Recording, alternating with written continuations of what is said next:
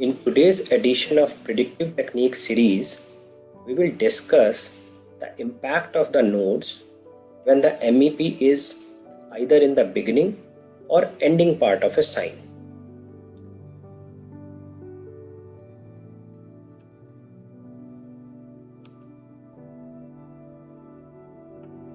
Let's see this chart. Here the MEP is 0 degrees and 34 minutes. And to gauge the influence, we know whenever the planets are within 5-degree range of the MEP, they cast influence on the houses.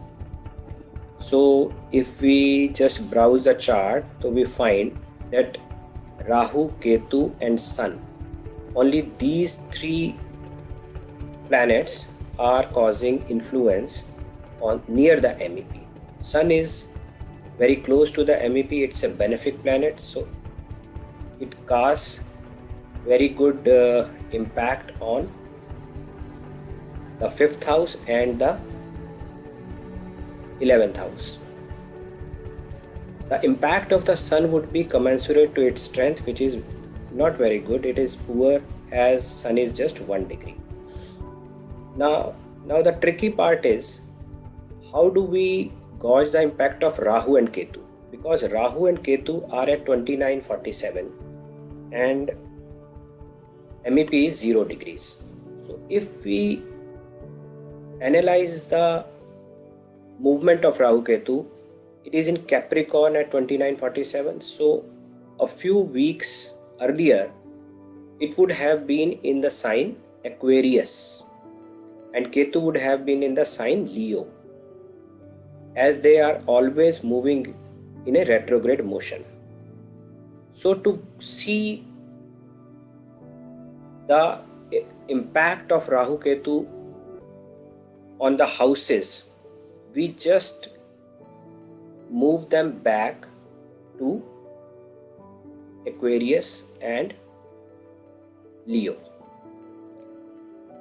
So now imagine Rahu being here at 0 degrees and Ketu being here at 0 degrees. So both houses, 4th house and 10th house, are impacted, and these lines show all the houses which are impacted by Rahu and Ketu. All the odd signs are impacted by Rahu and Ketu's malefic aspect or conjunction, as the case may be. Here Rahu Ketu are placed in even signs, but they are afflicting all odd signs. This is a special case as the nodes are at 29 degrees while the ascendant MEP is 0 degrees. So we will move to the next case, how this can be vice versa also. In another now in this chart, what is the MEP? MEP is 29 degrees and 30 minutes. And which planets are close to the MEP? Same planets, Rahu, Ketu and Sun. And Rahu and Ketu are now at 2947 in 10th house and 4th house. So there is no confusion at all. Rahu and Ketu are afflicting 4th and 10th houses by conjunction, and 2nd, 6th, 12th and 8th by aspect. So they are positioned in even houses, even signs, and are afflicting even signs only. In the earlier example we saw they were positioned in same even sign, but they were afflicting odd signs. So that difference is because the MEP. There MEP was Scorpio 0 degrees, but here the MEP is Libra 29 degrees. So importance of the most effective point is the foundation of the chart analysis, how the impacts change. Because when Rahu and Ketu afflict even signs, they weaken Moon and Mercury. Because Moon and Mercury have their Mool Trikona signs Virgo and Cancer. While when they were afflicting in the other chart, they were afflicting odd signs. So the planets get weakened, which are lords of Mool Trikona signs of Leo, Aquarius, Aries. So that is how we judge the influence of any planet or benefic or malefic on the MEP. Now in this case, one more thing is the impact of Sun. Here Sun is at 1 degree in Pisces.